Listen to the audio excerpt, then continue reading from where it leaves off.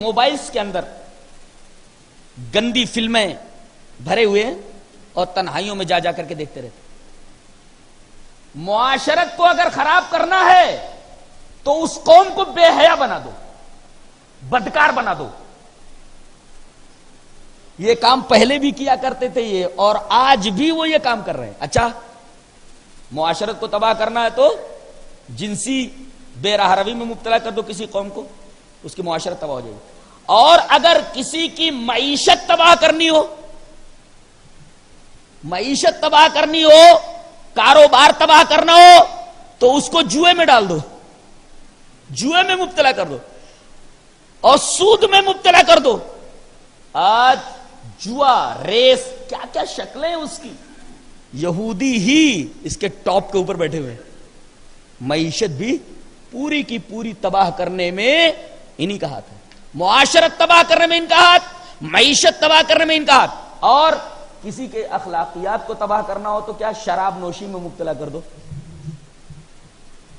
اخلاق ختم ہو جاتے. بتاؤ، کسی قوم کی فوج اگر گرد پینے لگے، حشیش کھانے لگے، گانجا پینے لگے، شراب پینے لگے، وہ دشمن سے کیا مقابلہ کرے گی؟ امریکہ تھک گیا ہے، پریشان ہو گیا ہے کہ کسی طریقے سے اپنے فوجیوں کے منہ سے شراب کی بوتلیں ہٹوا لے. لیکن مغرب کی اس سفید نسل کو جنسی بے راہ روی میں مبتلا کرنے میں یہودیوں کا ہاتھ، جوئے میں مبتلا کرنے میں یہودیوں کا ہاتھ، شراب نوشی میں مبتلا کرنے کے پیچھے یہودیوں کا ہاتھ. یہ تمام خطرناک بیماریاں انہوں نے ایجاد کی اور دنیا بھر میں پھیلا دی. یہ ان کا یہ کچھ نیا دھندا نہیں ہے، یہ پرانا دھندا ہے. قرآن حکیم نے بیان کیا ہے، یہ سلیمان علیہ السلام کے زمانے میں بھی ایسی حرکتیں کیا کرتے تھے، میاں بیوی کے درمیان تفریق کرنا کہ جنسی بے راہ روی پھیل جائے. آج جو کچھ کر رہے ہیں نا،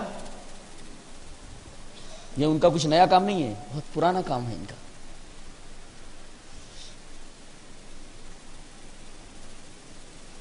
اس کے بعد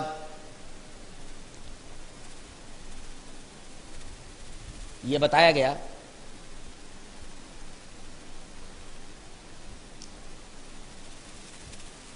کہ آدمی کوشش یہ کرے کہ اس کی موت ایمان کے اوپر ہو. تو بڑی عجیب و غریب آیتیں لائی گئی ہیں. ام کنتم شہداء اذ حضر یعقوب الموت اذ قال لبنیہ ما تعبدون من بعدی قالوا نعبد الہک و الہ آبائک ابراہیم و اسحاق و اسماعیل اسحاق الہ واحدا ونحن له مسلمون. کیا تم حاضر تھے اس وقت جب یعقوب کو موت آنے لگی تو اپنے بیٹوں کو جمع کیا اور انہوں نے کہا کہ تم کس کی عبادت کرو گے؟ تمام بیٹوں نے یہ کہا کہ ہم تمہارے معبود کی، اللہ کی، تمہارے آبا و اجداد کے معبود کی ہم عبادت کریں گے اور ہم زندگی بھر یہ کوشش کریں گے کہ مسلمان رہیں.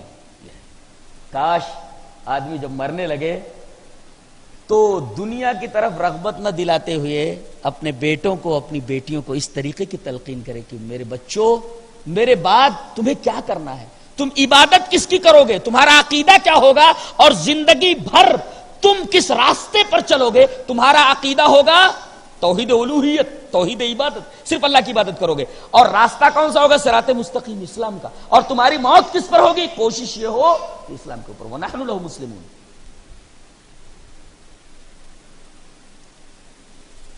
اس کے بعد حضرت ابراہیم علیہ السلام کی ملت کا تذکرہ ہوا ہے. یہ دیکھو بڑی عجیب بات ہے یہ. وَمَن يَرْغَبُ عَن مِلَّتٍ، ملت کسے کہتے ہیں؟ ایک ہوتا ہے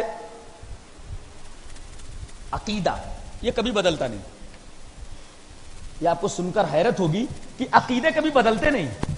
حضرت آدم سے لے کر کے سیدنا محمد رسول اللہ صلی اللہ علیہ وسلم جو عقائد تھے وہ عقائد اب عقیدے میں تبدیلی نہیں ہوتی. یہ تو آپ یاد رکھیں، شریعت میں پہلی چیز عقیدہ ہے، اس میں تبدیلی نہیں ہوتی، اس میں نسخ نہیں ہوتا. اچھا، اس کے بعد کیا؟ قواعد کلی ہے، جس کو جنرل رول بولتے ہیں. جنرل رول میں تبدیلی نہیں ہوتی، شاذ و نادر ہوتی ہے. کیسے؟ آگ کا کام کیا؟ جنرل رول کیا ہے آگ کے بارے میں؟ جلانا نا. حضرت ابراہیم علیہ السلام کے لیے گلے گلزار بن گئی. دیکھو ایکسپشن ہوا لیکن بہت کم ہوتا ہے. جنرل رول سے، قواعد کلیہ سے استثناء بہت کم ہوتا ہے. قواعد کلیہ کو ملت کہا جاتا ہے. قواعد کلیہ کو ملت کہا جاتا ہے. اور ایک ہوتا ہے احکام جزئیہ. وہ جیسے جیسے زمانے بدلتے رہتے ہیں احکام بدلتے رہتے ہیں. مثلا نماز پڑھنے کا طریقہ آدم کے زمانے میں کچھ اور تھا، نوح کے زمانے میں کچھ اور تھا، ابراہیم کے زمانے میں اور تھا، وغیرہ وغیرہ. احکام جزئیہ ان کو شریعت کہتے ہیں. احکام جزئیہ کو شریعت، قواعد کلیہ کو ملت کہا جاتا ہے. اور وہ عقیدہ. یہ تین چیزیں شریعت میں ہوتی ہیں. اس کے بعد صحابہ کرام کی عظمت بیان کی گئی کہ لوگ یہ کہتے ہیں، آج بھی وہ کہتے ہیں لوگ، ہماری طرف آ جاؤ تو کامیاب ہو جاؤ گے. ہر فرقے کو لوگ بولتے ہیں نا، ہماری طرف آ جاؤ کامیاب ہو جاؤ گے. وہ کہتے ہیں ہماری طرف آ جاؤ کامیاب ہو جاؤ گے. یہاں ہدایت کہتے ہیں نا، ہمارے پاس ہدایت. اللہ نے فرمایا کہ ہر فرقے والا بولتا ہے کہ ہمارے پاس ہدایت ہے. میں تمہیں بتاتا ہوں کہ ہدایت تمہیں کیسے ملے گی. فَإِنْ آمَنُوا بِمِثْلِ مَا آمَنْتُمْ بِهِ فَقَدْ اهْتَدَوْا. میرے نبی کے صحابہ جس طرح ایمان لائے ہیں اس طرح اگر ایمان لے آؤ تو ہدایت مل جائے گی. یہ ہدایت کی جگہ بتائی گئی. ہدایت کی جگہ کہاں ہے؟ صحابہ جس طرح ایمان لائے. صحابہ کا طریقہ جو ہے، طریقے پر چلو. ان کے ایمان جیسا ایمان تمہارے پاس ہو جائے تو سمجھو تم ہدایت یاب ہو جائے. حضرت ابراہیم علیہ السلام اور اسماعیل علیہ السلام دونوں کے دونوں، ایک بڑی عجیب و غریب بات ہے، دونوں کعبہ کی دیوار اٹھا رہے ہیں. وہی یرفع ابراہیم القواعد من البیت و اسماعیل.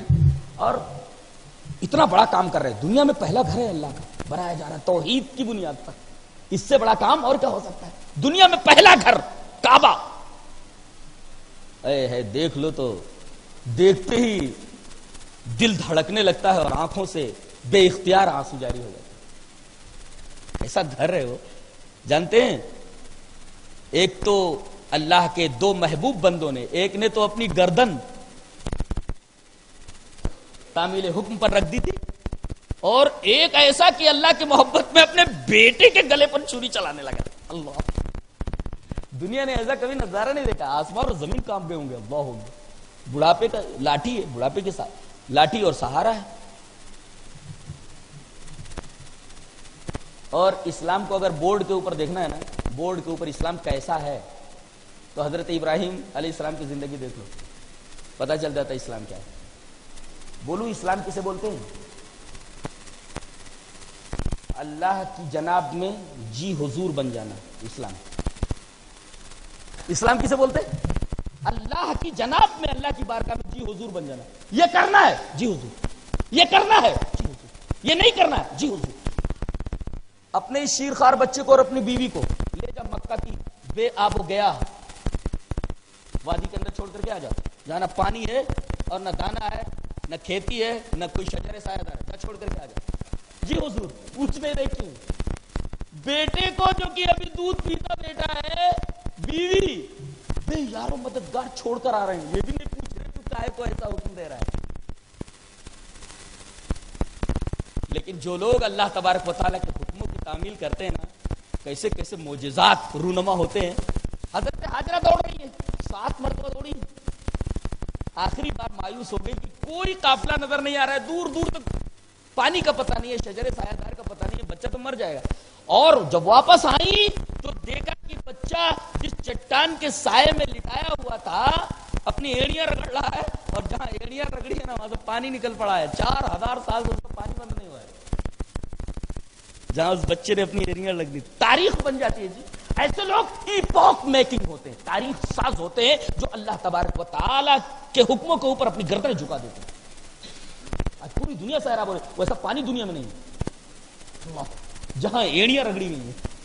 اور حضرت حاجرہ کی سنت کو ادا کرتے ہوئے حاجی کو دوڑنا پڑتا ہے. چل دوڑ، تاکہ جب تو دوڑے تو تجھے یاد ہو جائے کہ کوئی محبوب بندی میری، بندہ ہی نہیں، ایک میرا محبوب بندہ تھا تو ان کو چھوڑ کر کے گیا تھا، اور میری محبوب بندی دیکھو کوئی شکوہ نہیں ہے زبان پر. آج کی عورتیں ہوتی ان کو تو لپسٹک سے اور ان کو تو اپنے فیشن سے فرصت نہیں. اللہ انہیں ہدایت دے، ان کے اوپر رحم فرمائے.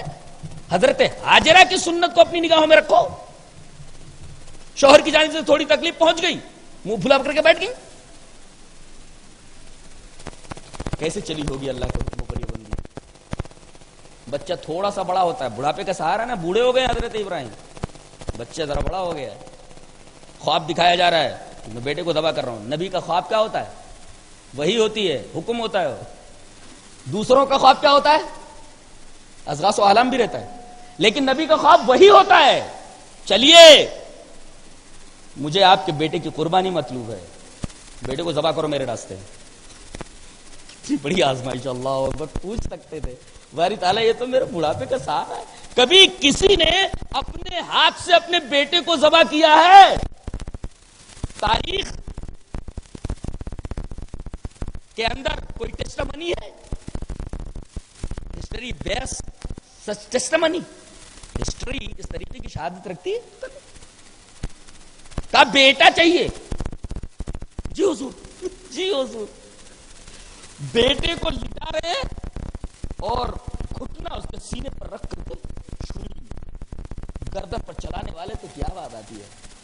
وَنَادَيْنَاهُ أَن يَا إِبْرَاهِيمُ, اللہ اکبر.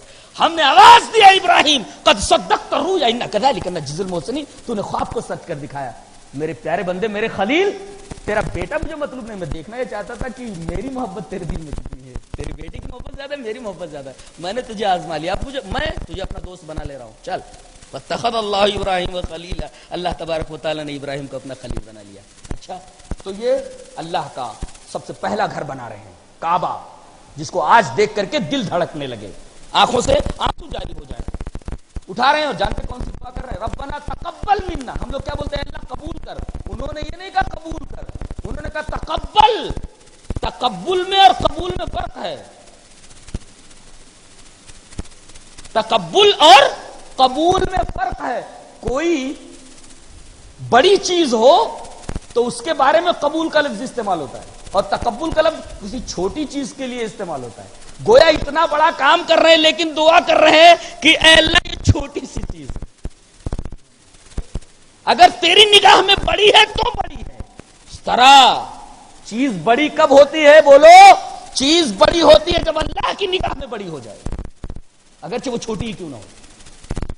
ایک پیسے کو اللہ اگر شرف قبول دے دے تو احد پہاڑ کے برابر ہے, اور اگر آدمی احد پہاڑ کے برابر سونا خرچ کر دے لیکن اللہ کی نگاہ میں کوئی وقات نہ ہو تو وہ ایک ڈھیلے کے برابر ہے, ایک ڈھیلے کے برابر ہے, ایک کوڑی کے برابر ہے. تقبل منا. تو جب کوئی چیز خرچ کرو تو کہو ربنا تقبل منا. اے اللہ یہ کسی کام کی چیز نہیں ہے, بس تیرے حضور پیش کر رہا ہوں, تیری نظر عنایت ہو جائے بس کامیاب ہو جائے. کام چھوٹا ہے, تیری نگاہ میں بڑا ہو جائے تو بڑا ہو جائے. ربنا تقبل منا انک انت السمیع العلیم. ایک صاحب نے سوال کیا تھا کہ قرآن حکیم کی ایسی کوئی آیت بتاؤ جو کئی صدیوں پر محیط ہو, صدیوں پر محیط, کئی نہیں صدیوں پر محیط ہو. میں نے کہا کہ یہی آیت ہے, وَإِذْ يَرْفَعُ إِبْرَاهِيمُ الْقَوَاعِدَ مِنَ الْبَيْتِ وَإِسْمَاعِيلُ رَبَّنَا تَقَبَّلْ مِنَّا إِنَّكَ أَنْتَ السَّمِيعُ الْعَلِيمُ.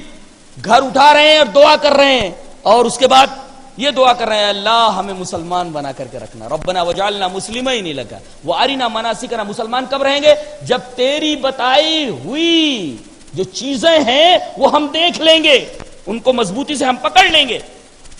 اب یہاں سے ایک صدی ختم ہو رہی ہے, ایک صدی ختم ہو رہی ہے. اس کے بعد دعا کر رہے ہیں ربنا وبعث یتلو علیہم آیاتک. قیامت تک محیط ہے, کئی صدیوں پر محیط. اللہ, کوئی شاعر ایسی شاعری نہیں کر سکتا, ایسی بات نہیں لا سکتا. یہ دو آیتیں پوری صدیوں کے اوپر محیط ہوں, ایسی بات صرف اللہ کی بات ہو سکتی ہے, صرف کلام الہی کا اعجاز ہی بتا سکتا ہے اس طریقے کی بات. آخر میں یہ کہا گیا تلک امۃ قد خلت لها ما کسبت ولکم ما کسبتم ولا تسألون عما كانوا يعملون. دو بار کہا گیا ہے, یہ ذہن میں ٹھوسنے کے لیے کہ کوئی ناز نہ کرے کہ فلاں پیر کے خاندان میں پیدا ہوا ہوں, فلاں نبی کے خاندان سے میرا تعلق ہے, فلاں پیر کے ہاتھ پر بیعت ہوں, فلاں قبر والے سے میرا تعلق ہے. نہیں, من ابتا عملہ لم یسر نسبہ. جس کا عمل اس کو پیچھے کر دے اس کا نسب اسے آگے نہیں کر سکتا. یہ یاد رکھو. یعنی آدمی کی کامیابی کا دار و مدار صرف اور صرف عمل ہے, آدمی کا اپنا عمل. یہ رہا ایک پارے کا خلاصہ. اللہ ہمیں نیک عمل اور اچھی سمجھ کی توفیق عطا فرمائے. وآخر دعوانا الحمدللہ رب العالمین. آج آغاز تھا, کل انشاءاللہ